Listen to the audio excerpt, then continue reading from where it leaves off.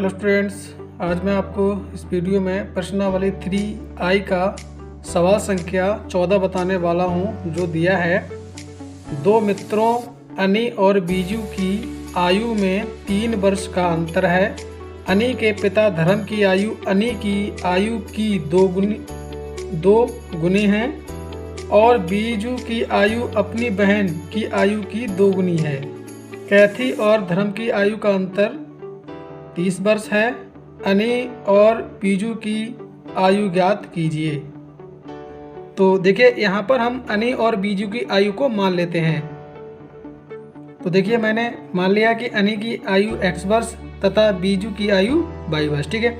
और हमको फर्स्ट शर्त में कहा गया कि अनी और बीजू की आयु में अंतर 3 वर्ष का है, ठीक है। तो यहाँ पर हम फर्स्ट शर्त के अनुसार, ठीक है, क्या करेंगे, अंतर की बात कर रहा है तो हम कर सकते हैं कि x माइनस वाई। अंतर का मतलब होता है कि इन दोनों का जो घटाना है वो 3 वर्ष के बराबर होगा, ठीक है। तो जैसे हम समीकरण 1 मान लेते हैं, ठीक है।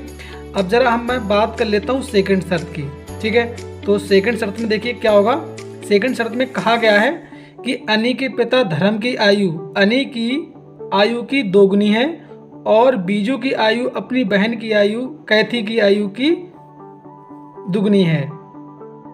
तो देखिए, यहाँ पर मैं पहले धर्म की आयु को निकाल रहा हूं, ठीक है। तो यहाँ पे लिखेंगे धर्म की आयु। तो जो धर्म की आयु है वो अनी की आयु की 2 गुनी है। तो अनी की आयु हमने कितनी मानी, x मानी, ठीक है। तो इसको कितना कर देंगे, 2 गुना कर देंगे, ठीक है। यानी कि 2x वर्ष हो जाएगी। तो धर्म की आयु 2 वर्ष हो चुकी है। अब देखिए, आगे हमसे कहा गया है कि बीजू की आयु अपनी बहन कैथी की आयु की 2 गुनी है, ठीक है।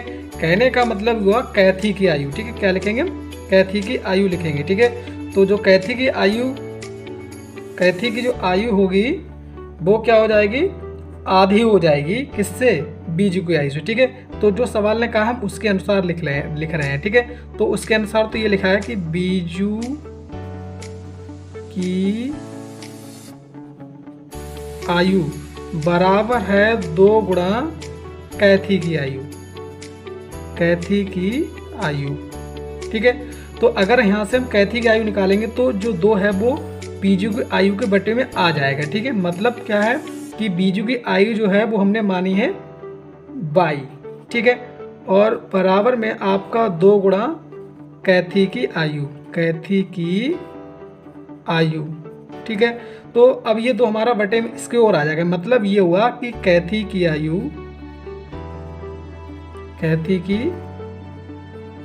बराबर हो जाएगा y बटे 2 वर्ष, ठीक है। और आगे कहा गया है कि कैथी और धर्म की आयु का अंतर 30 वर्ष है, ठीक है। तो यहाँ पर हमारा हो जाएगा कि 2x माइनस वाई बटे 2 बराबर कितना हो जाएगा, 30 वर्ष, ठीक है। तो क्योंकि जो धर्म की आयु आई है वो 2x है और कैथी की आयु y बटे 2 है, इसलिए इन दोनों का अंतर 30 वर्ष बराबर में 30 वर्ष हो जाएगा, ठीक है। अब 2x के बटे में 1 रख के इनका लासा ले लेंगे तो हमारा 2 आएगा। कितना लासा आएगा, 2 आएगा।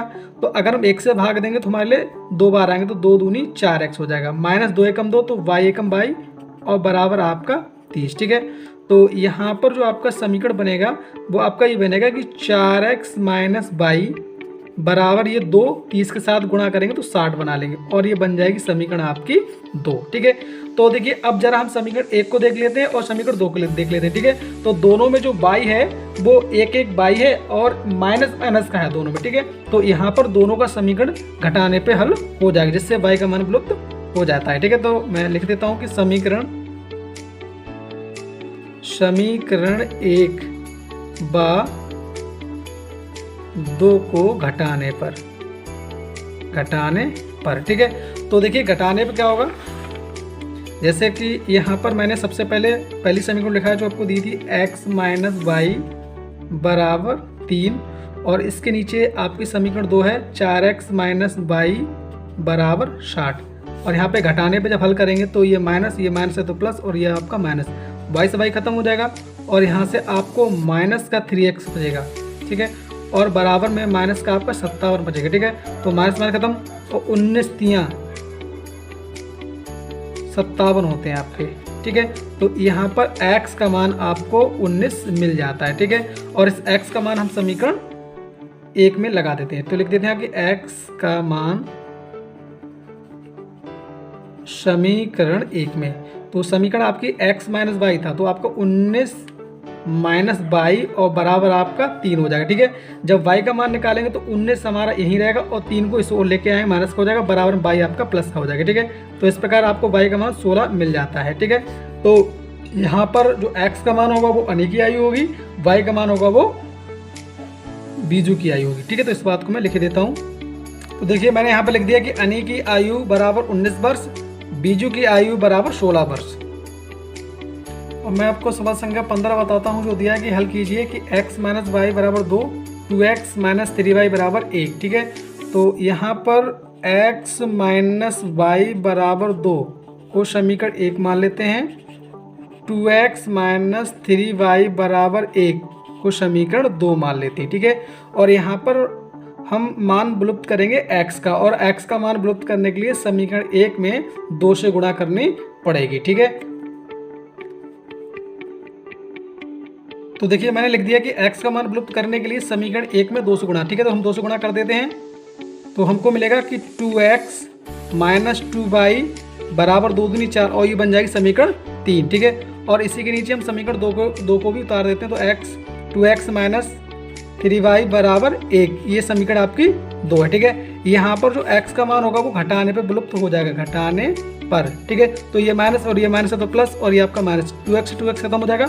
अब यहाँ पर देखिए ये 3y आपका प्लस का हो गया और 2y माइनस का, तो आपको y बचेगा, और बराबर में 4 में जब 1 जाएगा तो आपको 3 मिल जाएगा। ठीक है, तो इस प्रकार आपका x का मान आ गया, और इस x का मान समीकरण 1 में लगा देते हैं। ठीक है, तो y का मान, ठीक है, y का मान समीकरण 1 में। ठीक है, तो देखिए x माइनस 3 बराबर 2, जब x का मान निकालें तो आपको हो जाएगा 2 प्लस 3। ठीक है, तो इस प्रकार आपको x का मान 5 मिल जाता है।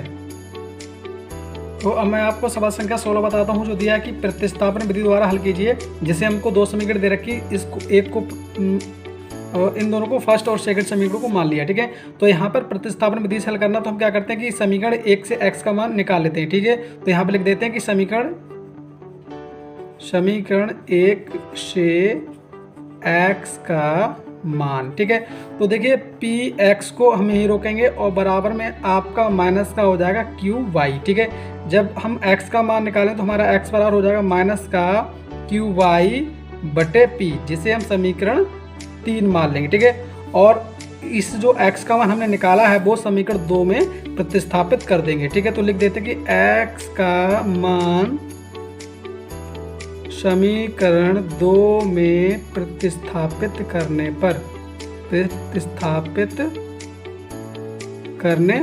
ठीक है, तो कर दीजिए जैसा कि आपको यहाँ पर lx दिया हुआ है। ठीक है, तो यहाँ पे हमारा हो जाएगा कि l गुणा जो x होगा वहाँ पे हमारा हो जाएगा माइनस का qy बटे p, और प्लस में आपका my और बराबर आपका n। ठीक है, तो देखिए करते क्या है कि यहाँ से आप y का मान ले लेंगे तो आपको ब्रैकेट के अंदर बचेगा माइनस का LQ बटे p और प्लस m बराबर आपका n हो जाएगा। ठीक है, तो देखिए हम थोड़ा सा हल करेंगे तो यहाँ पर देखिए m के बटे हम 1 रख लेंगे और p लेंगे लासा, तो जब यहाँ से इसका और हल करेंगे तो आपको यहाँ से मिलेगा माइनस का LQ और प्लस यहाँ से जब 1 से भाग देंगे तो हमारा p बार आएगा, तो आपको हो जाएगा यहाँ पर MP और बराबर में आपका n। ठीक है, तो देखिए अब क्या होगा, जब यहाँ से y का मान निकालेंगे तो जो p है वो तो n के साथ गुणा कर लेगा और जो ऊपर वाला बॉब का नीचे आ जाएगा, मतलब आपका ऐसा हो जाएगा n गुणा p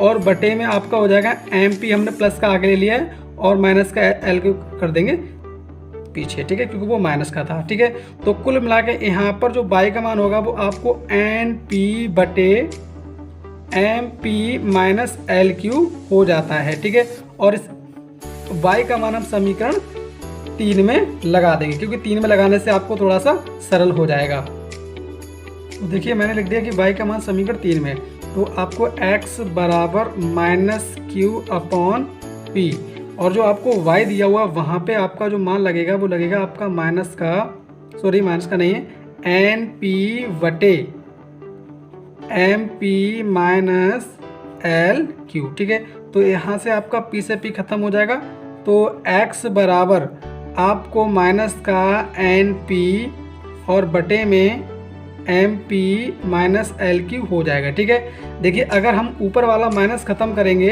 तो नीचे वाले के चिन्ह बदल जाएंगे। ठीक है, तो आपका क्या हो जाएगा कि एन पी बटे में जो एल क्यू था वो आपका प्लस का हो जाएगा और माइनस में आपका एम पी हो जाएगा। ठीक है, तो इस प्रकार आपका ये x का मान भी मिल जाता है। देखिए आंसर शीट में आपका आंसर गलत है, मैच नहीं खा रहा है। ठीक है, तो यही आपका आंसर सही होगा। क्या तो समीकरण चेंज होगी और क्या फिर आपका यही आंसर मान्य होगा। तो अब मैं आपको सवाल संख्या 70 बताने वाला हूं, जो दिया है कि एक रेलगाड़ी कुछ दूरी समान चाल से तय करती है। यदि रेलगाड़ी 10 किलोमीटर प्रति घंटा अधिक तेज चलती है तो उसे नियत समय से 2 घंटे समय कम लगते, और यदि रेलगाड़ी 10 किलोमीटर प्रति घंटा धीमी चलती होती तो उसे नियत समय से 3 घंटे अधिक लगते। रेलगाड़ी द्वारा तय की गई दूरी ज्ञात कीजिए। ठीक है, तो यहाँ पर रेलगाड़ी की चाल और दूरी मान लेते हैं। तो देखिए यहाँ पर मैंने रेलगाड़ी की चाल को x किलोमीटर प्रति घंटा तथा तय की गई दूरी y किलोमीटर मान लेंगे। ठीक है, तो यहाँ पर हम इन दोनों का यानी कि रेलगाड़ी जब x चलती थी और y किलोमीटर दूरी तय करती तो उसको कितना समय लगा था हम निकाल लेते। ठीक है, तो यहाँ पर हम समय निकाल लेते हैं। समय बराबर आपका हो जाता है दूरी बटा चाल। क्या होता है आपका सूत्र? दूरी बटा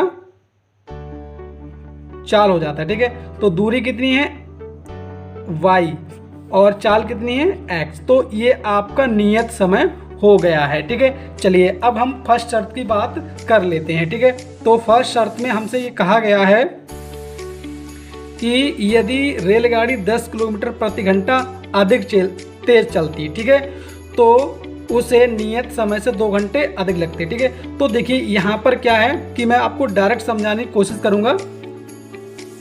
अगर मैं 10 किलोमीटर रेलगाड़ी चाल अधिक कर दी जाए तो जो समय होगा वो क्या होगा। ठीक है, तो दूरी तो हमारी y ही रहेगी। अब पहले जो चाल थी वो x थी, अब चाल हो गई है x प्लस 10। ठीक है, तो ये हमारा समय हो गया। क्या हो गया? समय हो गया। ठीक है ना, और बराबर कर देंगे हम जो पहले समय दिया था y बटे x के। ठीक है भाई, यहाँ पर जो y है वो दूरी रही और ये हो गई चाल, तो दूरी बटा चाल क्या होता है? समय होता है। ठीक है, अब समय ये है तो क्या लग रहा है? 2 घंटे कम लग रहा है। किससे? इससे 2 घंटे कम लग, जो पहले समय था आपका y बटे x, उससे जो समय होगा वो 2 घंटे कम होगा। तो समय आपका ये कम होगा, क्योंकि जब चाल अधिक हो जाएगी तो समय क्या लगेगा? कम लगेगा, तो समय ये कम होगा आपका।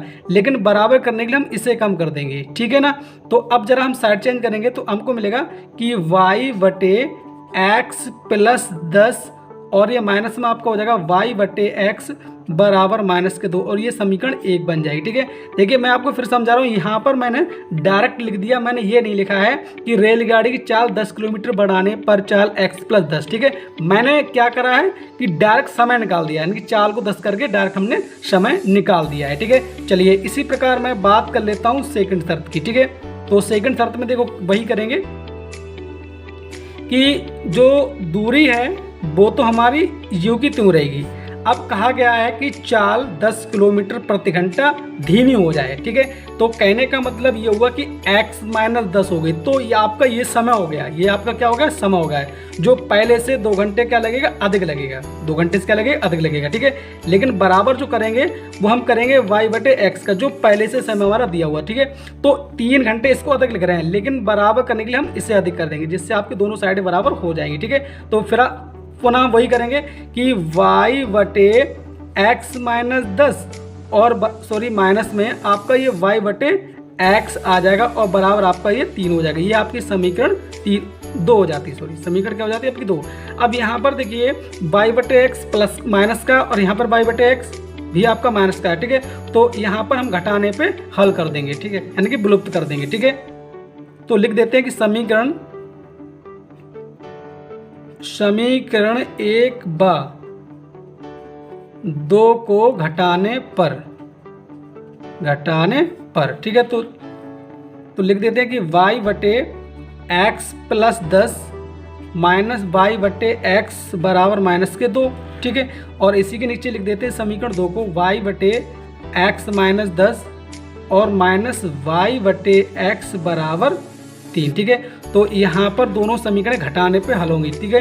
तो चिन्ह बदल जाएंगे, माइनस ये माइनस है तो प्लस, और ये आपका माइनस हो जाएगा और आपस में ये दोनों खत्म हो जाएंगे, ठीक है। अब जरा इनका जोड़ घटाना देखिए कैसे होगा कि y बटे एक्स प्लस 10 और ये माइनस हो जाएगा y बटे एक्स माइनस 10 और बराबर में ये दोनों माइनस माइनस हो चुके हैं तो आपके माइनस के 5 हो जाएंगे, ठीक है। अब देखिए यहाँ से हम y कॉमन ले लेंगे, क्या कॉमन ले लेंगे, y कॉमन ले लेंगे, ठीक है।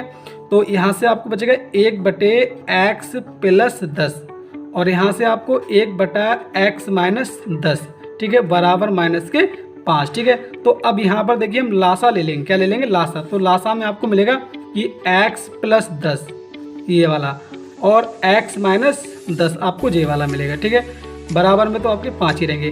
देखिए x प्लस 10 से अगर हम भाग देंगे तो x प्लस 10 वाला पद आपका खत्म हो जाएगा, तो x माइनस 10 की गुणा इसमें हो जाएगी, ठीक है। तो x माइनस 10, इसी प्रकार x प्लस 10 की गुणा इस वाले में होगी, तो जो x होगा वो माइनस का हो जाएगा और 10 भी आपका माइनस का हो जाएगा, ठीक है, क्योंकि दोनों प्लस के तो इस माइनस ने दोनों को माइनस कर दिया, ठीक है। यहाँ पर क्या होगा आपका x आपका खत्म हो जाएगा, ठीक है। तो देखिए आपको क्या मिलेगा, तो यहाँ से आपको मिलेगा y, कितना मिलेगा आपको y, और ये माइनस 10 आपके माइनस के 20 हो जाएंगे और इसी के साथ इनकी जब गुणा करेंगे यानी कि एक बार प्लस एक बार माइनस, ठीक है। तो देखिए क्या होगा आपका कि y और गुणे में माइनस का 20 हो जाएगा, ठीक है, और बटे में आपको एक बार प्लस एक बार का मतलब हो जाएगा माइनस का कि एक्स स्क्वायर माइनस 10 का स्क्वायर, ठीक है, और बराबर में आपके माइनस के 5, ठीक है। तो देखिए यहाँ पर क्या होगा, पहले तो माइनस माइनस खत्म हो जाएगा और यहाँ पर 5 एकम 5 और यहाँ पर हो जाएंगे 5 चौक 20, ठीक है। तो यहाँ से देखिए हम क्या करते हैं, y का मान निकालेंगे, किसका मान निकालेंगे, y का। तो देखिए क्या होगा कि जो एक्स स्क्वायर माइनस 10 का स्क्वायर यानी 100 की गुणा किसमें, एक में हो जाएगी, तो आपका हो जाएगा कि एक्स स्क्वायर माइनस 10 दाएं के 100 यानी 10 का वर्ग, और जो आपका जो 4 बचा था वो आपका इसके बटे में हो जाएगा, ठीक है। और इसे हम मान लेंगे समीकरण 3, ठीक है। अब देखिए ये जो y का मान है वो हम समीकरण 1 में लगा देंगे, ठीक है। तो हम ऐसा करते हैं कि y का मान जो है वो समीकरण 1 से भी निकाल लेते हैं, ठीक है। तो यहाँ पे लिख देते हैं कि समीकरण 1 से, ठीक है। तो समीकरण 1 को थोड़ा सा हल कर लेंगे। तो ज़रा देखिए हम क्या करते हैं कि यहाँ से y कॉमन ले लेंगे, समीकरण 1 में भी हमने y कॉमन ले ली, तो आपको बचेगा कि 1 बटा एक्स प्लस 10 और माइनस का 1 बटा एक्स और बराबर माइनस के 2, ठीक है। तो ज़रा देखिए x अंदर भी हम लासा लेंगे तो आपको x प्लस 10 और x मिलेगा, ठीक है। तो x की 1 में गुणा हो जाएगी और ये जो x प्लस 10 की इस माइनस में गुणा होगी तो माइनस का x और माइनस का 10 हो जाएगा बराबर माइनस के 2। तो यहाँ पर x खत्म हो जाएगा, ठीक है। तो आपको बचेगा y गुणा माइनस 10 और बटे में गुणा जब करेंगे तो एक्स स्क्वायर और प्लस के आपके 10x हो जाएंगे, ठीक है, बराबर माइनस के 2। तो पहले तो माइनस से माइनस खत्म कर दीजिए, ठीक है।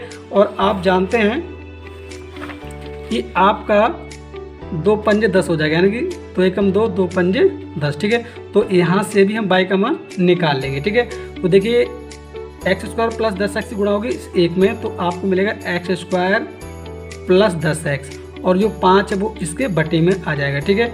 तो अब जरा देखिए ये जो y का मान होगा वो हम समीकरण 3 में पुट कर देंगे, जो कि दोनों मान कैसे हो जाएंगे आपके बराबर, क्योंकि ये y है तो ये भी y है, तो इसके मान भी कैसे हो जाएंगे आपके बराबर हो जाएंगे, ठीक है।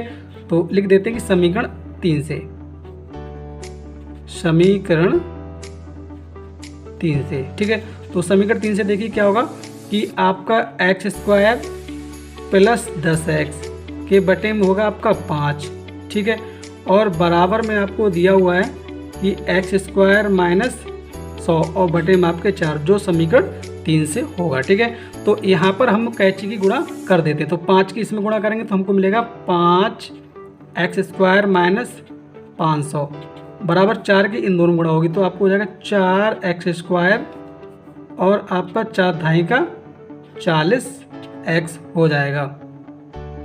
देखिए हम थोड़ा सा इनका हल करेंगे तो देखिए हमारा क्या होगा, 5x² और माइनस के 500 बराबर के जो पद है उनको भी हम साइड चेंज करेंगे तो आपको माइनस का 4x² हो जाएगा और माइनस का 40x और बराबर रह जाएगा आपका 0। ठीक है, तो इनका थोड़ा सा और हम हल करेंगे। तो देखिए यहाँ पर 5x² में से जब 4x जाएगा तो आपको बचेगा x²। ठीक है, और फिर इसके बाद माइनस का ये 40x और ये आपका माइनस का 500 बराबर आपका 0। अब इसका हम गुणनखंड करेंगे। ठीक है, तो गुणनखंड आपका हो जाएगा माइनस के 50x और प्लस आपके 10x। ठीक है, माइनस के आपको हो जाएंगे 500 बराबर आपके 0। ठीक है, तो देखिए हमारा अगर 50 में से जब 10 जाएगा तो 40 बचाएगा और 50 की जब 10 की गुणा करें तो आपको 500 हो जाएगा। ठीक है, अब यहाँ से हम x कॉमन ले लेंगे जिससे हमारा x और माइनस का 50 बचेगा और यहाँ से हम कॉमन ले लेंगे 10। ठीक है, तो जिससे हमारा x माइनस 50 ही बचेगा बराबर आपका 0। ठीक है, अब क्या करना है कि दोनों में से एक ले लेंगे यानी x माइनस 50 और यहाँ से आपका x प्लस 10 बराबर आपका 0। ठीक है, तो देखिए यहाँ पर क्या करेंगे x माइनस 50 बराबर 0 कर देंगे जिससे आपको x का मान 50 मिल जाएगा। ठीक है, इसी प्रकार x प्लस 10 बराबर 0 करेंगे तो x बराबर आपका माइनस का 10 मिलेगा जो मान्य नहीं होगा, ये मान्य नहीं है, मान्य नहीं है। ठीक है, तो अब इस x का मान हम लगा देंगे समीकरण 3 में लगा देंगे। ठीक है, x का मान समीकरण 3 में। ठीक है, तो समीकरण जो 3 थी वो आपकी थी कि y बराबर x²। तो x का मान आपको मिला है 50 तो 50 का स्क्वायर। ठीक है, माइनस था आपका 100, कितना था आपका 100 था। ठीक है, और इसके बटे में थे आपके 4। ठीक है, तो देखिए क्या होगा, y बराबर 50 का वर्ग करेंगे तो आपको 2500 मिलेगा और माइनस आपके 100 बटे में आपके कितना हो जाएगा 4। ठीक है, तो देखिए y बराबर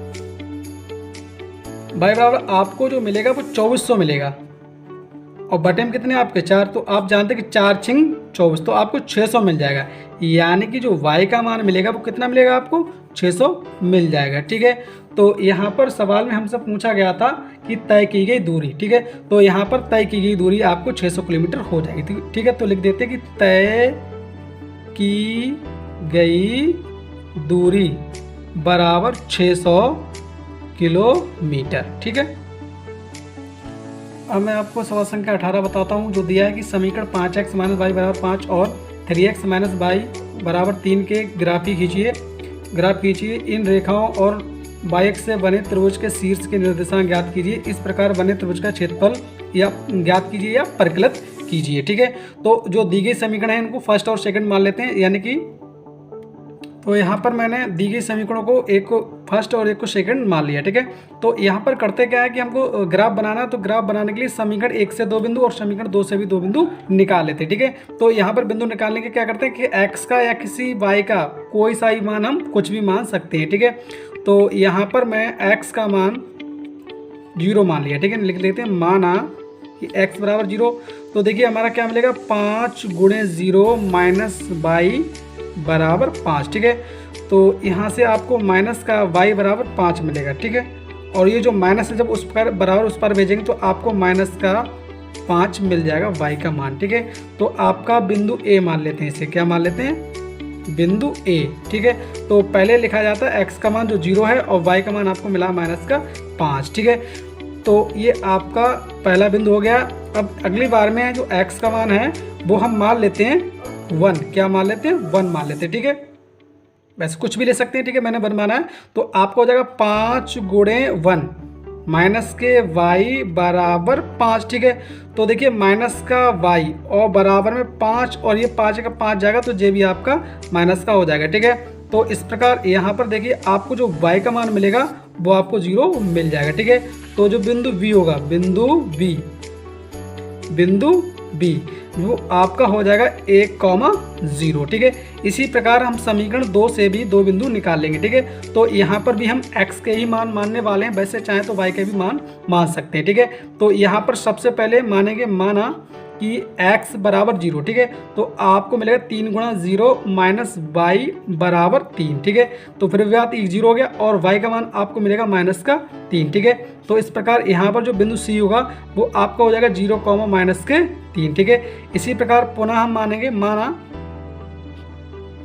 माना x बराबर, पुनः हम 1 ही ले लेंगे, क्या ले लेंगे, 1 ले लेंगे, ठीक है। तो देखिए हमको मिलेगा कि 3 गुणा 1 माइनस y बराबर 3, ठीक है। तो देखिए आपका माइनस का y बराबर 3 और ये 3 एकम 3 वो भी आपका उस पर जाकर माइनस का हो जाएगा, ठीक है। तो इस प्रकार आपको y बराबर जो अगला मिलेगा वो 0 मिल जाएगा, ठीक है। तो बिंदु D जो होगा वो आपको हो जाएगा 1, 0, ठीक है। तो चलिए अब मैं बात कर लेता हूँ ग्राफ की। तो देखिए मैंने ग्राफ यहाँ पर बनाने की तैयारी कर ली है। अब ये जो ग्राफ है इनमें बिंदु को डिसाइड करता हूँ, ठीक है। तो आप जानते हैं कि ये आपका मूल बिंदु होता है, यहाँ से ऊपर की दूरियाँ आप प्लस में गिनेंगे, ठीक है। जैसे कि यहाँ पर 1, ये 2, ठीक है। तो मैं गिनती लिख नहीं रहा हूँ, डायरेक्ट आपको समझा रहा हूँ, जो खाने वही गिन लेंगे आप, ठीक है। तो जो पहला बिंदु था वो आपका था 0, -5, क्या था आपका 0, माइनस के 5 थे आप, ठीक है। तो 0 का मतलब कि x हमको नहीं चलना है, क्योंकि x का जो मान होता है वो पहला ही मान होता है, ठीक है। और -5 तो हमको yx कर लें माइनस, ठीक है। तो yx ऊपर चलेंगे तो ये प्लस होता है और yx आपको होता है नीचे तो वो क्या होता है माइनस का, ठीक है। तो गिनेंगे आप 1, 2, 3, 4, 5, ठीक है। तो यहाँ पर आपका जो बिंदु A होगा वो डिसाइड हो जाएगा 0, माइनस के 5, ठीक है। क्योंकि यहाँ पर जो 0 दिया हुआ x अक्ष हमको नहीं चलना है, इसलिए दिया हुआ 0, यानी कि x का मान आपको 0, ठीक है।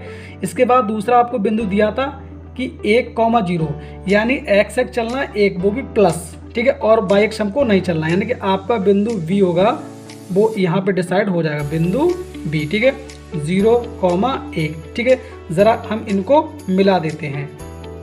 तो देखिए मैंने इनको दोनों को मिला दिया है। अब जरा तीसरे बिंदु की बात कर लेता हूँ। तो तीसरा जो बिंदु दिया है वो दिया है 0, -3, ठीक है। यानी 0, -3, तो आपको x अक्ष नहीं चलना है और y अक्ष चलना है आपको 3, वो भी माइनस में, यानी कि नीचे। तो 1, 2, 3, तो आपको बिंदु यहाँ पर डिसाइड हो जाएगा, ठीक है। जो आपका होगा 0, माइनस का 3, ठीक है। इसी प्रकार मैं बात कर लेता हूँ चौथे बिंदु की, ठीक है। तो चौथा जो बिंदु दिया है वो हमारा दिया 1, 0, यानी कि 1, 0 का मतलब यही जो बिंदु होगा वो आपका 1, 0, ठीक है। ये वाला जो बिंदु था वो मैंने यहाँ पर रख दिया और यहाँ पर आपका हो जाएगा 1, 0, यानी कि x अक्ष चलना हमको 1 और y अक्ष हमको चलना नहीं। तो कहने का मतलब बिंदु D भी आपका यहीं पे डिसाइड हो जाएगा, जो आपका होगा 1, 0। ये वाला बिंदु मैंने गलत लिख दिया था, आपका 1, 0 होगा, ठीक है। तो आप इसको भी यहीं से मिला देंगे, ठीक है। तो देखिए मैंने इनको मिला दिया है, ठीक है। तो आप देख रहे होंगे आपको एक त्रिभुज दिखाई दे रहा है, जिसको मैं काला करके आपको दिखा रहा हूँ। ये आपका त्रिभुज बनके तैयार हो गया है, ठीक है। तो आगे हमसे पूछा गया था कि y अक्ष से बने त्रिभुज के शीर्ष के निर्देशांक ज्ञात कीजिए, ठीक है। तो देखिए निर्देशांक आपको ये पता ही है, आपका 1, 0 है, ये आपको पता है 0, -5 है। तो मैं बात कर लेता हूँ इसकी, ठीक है। तो ये जो होगा वो आपको 0, माइनस के 3 हो जाएंगे, ठीक है। तो इस प्रकार आपके शीर्ष भी क्लियर हो चुके हैं, ठीक है। अब ज़रा मैं बात कर लेता हूँ इसके क्षेत्रफल की।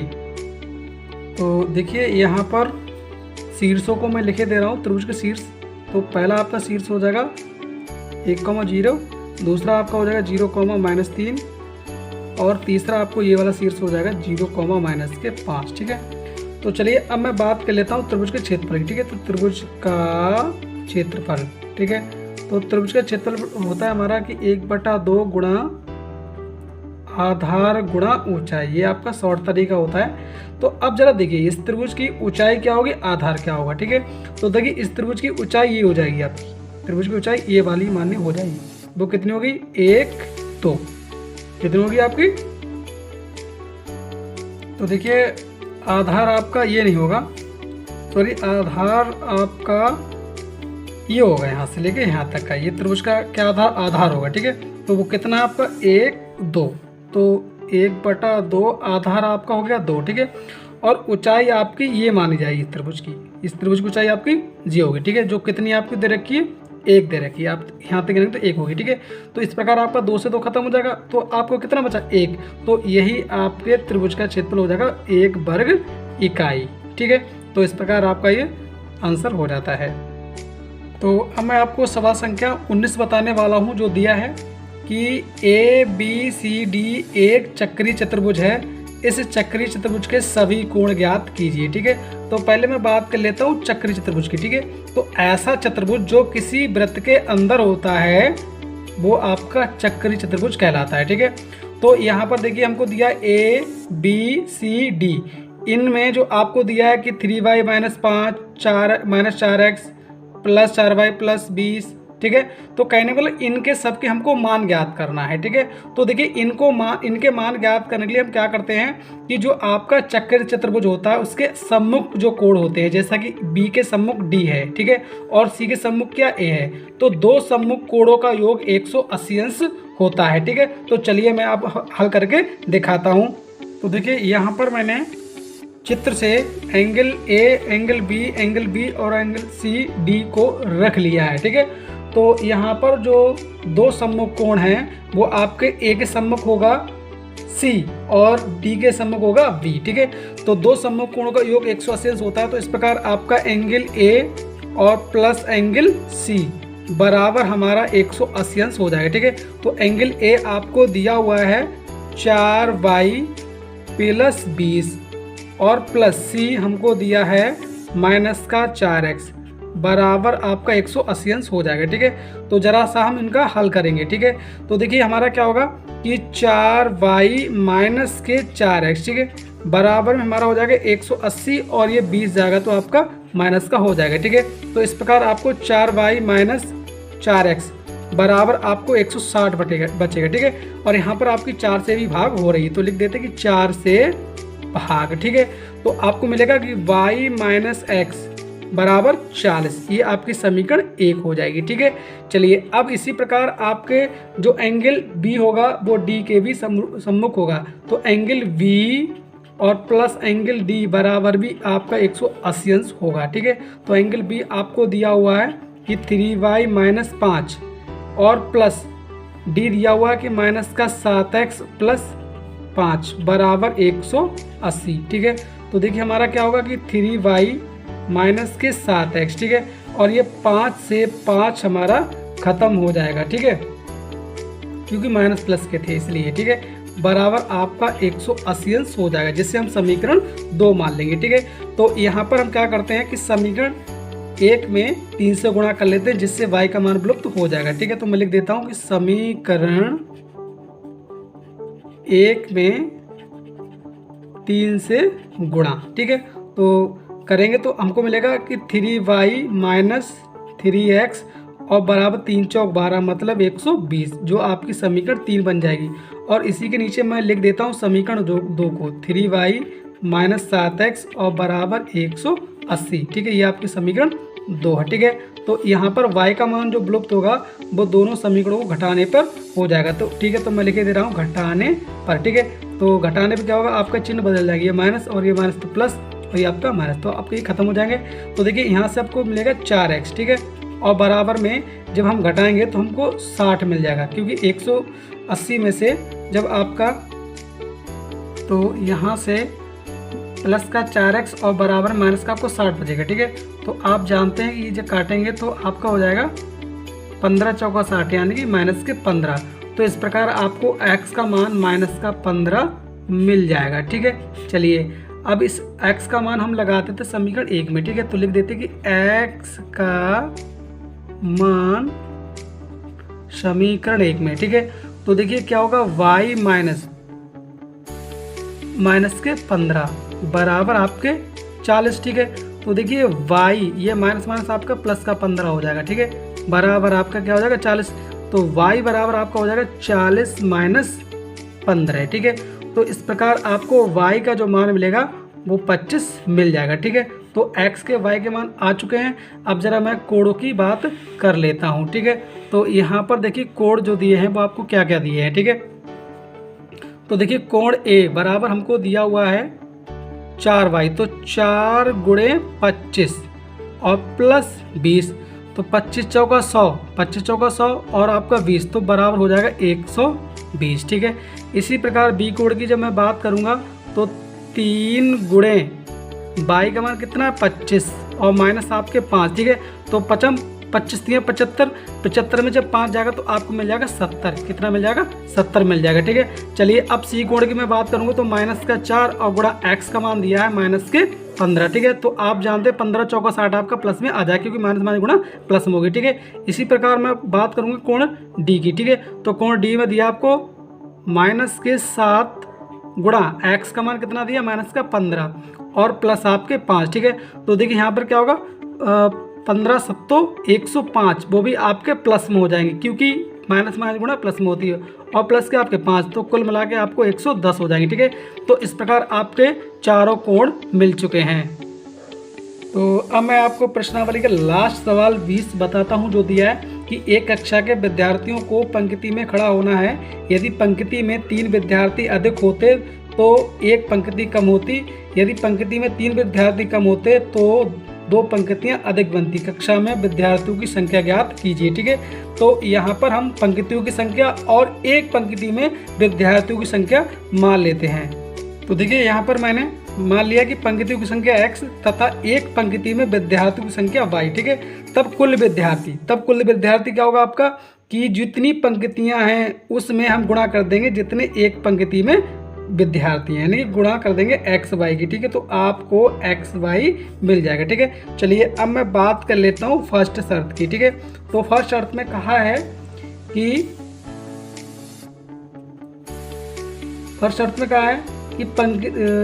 यदि पंक्ति में 3 विद्यार्थी अधिक होते, कहने का मतलब विद्यार्थी एक पंक्ति में थे वाई, कितने थे वाई थे। अब क्या कर दी 3 हमने अधिक कर दिए, 3 क्या कर दिए अधिक। तो कहा कि पंक्ति एक कम हो जाती है, पंक्ति कितनी थी x, तो 1 माइनस हो गई। ठीक है। तो जो इन दोनों की जो गुणा करेंगे वो बराबर होगी कुल विद्यार्थियों की संख्या के। ठीक है। तो चलिए यहाँ पर देखिए एक्स वाई बराबर, तो बराबर में जब गुणा करेंगे तो वाई की और एक्स की हो जाएगी एक्स वाई और वाई की जब एक की करेंगे तो माइनस का वाई कम वाई। ठीक है। अब करेंगे 3 से तो आपका प्लस में 3x और माइनस का आपको हो जाएगा 3 एकम 3, एक्स वाई से एक्स वाई आपका खत्म हो जाएगा। ठीक है। तो चलिए अब क्या करते हैं इस 3 को ले आते हैं बराबर के इस ओर, तो आपका ये प्लस का हो जाएगा और बराबर में आपका 3x और ये माइनस का y रह जाएगा। ठीक है। तो चलिए हम इसको घुमा के लिख देते हैं, मतलब आप ऐसे कर देंगे कि 3x माइनस का y बराबर 3, जो समीकरण आपकी 1 बन जाएगी। क्या बन जाएगी आपकी 1 बन जाएगी। ठीक है। अब चलिए मैं बात कर लेता हूँ सेकंड शर्त की। ठीक है। तो सेकंड शर्त में देखिए क्या होगा सेकंड शर्त। ठीक है। सेकंड शर्त में कहा गया है कि यदि पंक्ति में विद्यार्थी 3 कम होते। ठीक है। यदि पंक्ति 22 विद्यार्थी थे एक पंक्ति में, अब क्या हुआ 3 विद्यार्थी कम हो गए तो क्या होता है कि पंक्ति बढ़ जाती है। कितनी बढ़ जाती है 2 पंक्तियां बढ़ जाती है। पंक्ति x थी अब हो गई x प्लस 2। ठीक है।